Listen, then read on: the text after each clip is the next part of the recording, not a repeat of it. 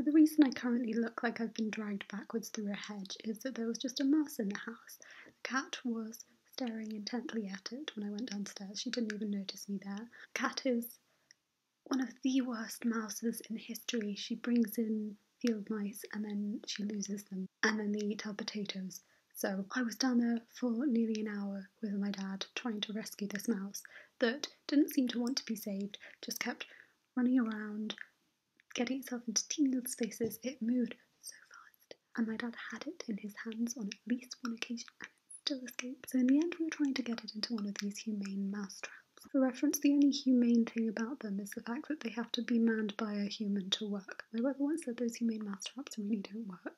My mum was like, yeah, we haven't really caught any mice in them. My brother was like, no, literally they do not work. I've seen a mouse run into it and then back out again. So we've been trying for nearly an hour to catch this mouse. We've got the humane mouse trap on hand. We've got 2 sticks and planks of wood and a bike lamp just to try and perfect the layout and just save this mouse. Meanwhile, my laptop's running out of charge, but my charger's in the room I flung the cat into to keep her out of the way during the rescue operation. My dad's there holding the humane mouse trap and just muttering, come on, do the right thing.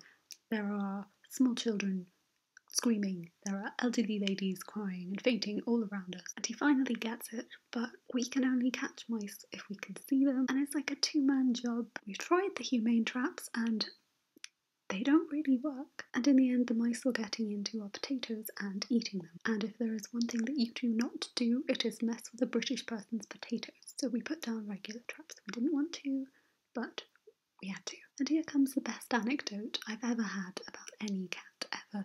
There was a mousetrap in the kitchen to stop the mice from getting at our potatoes. It caught a mouse.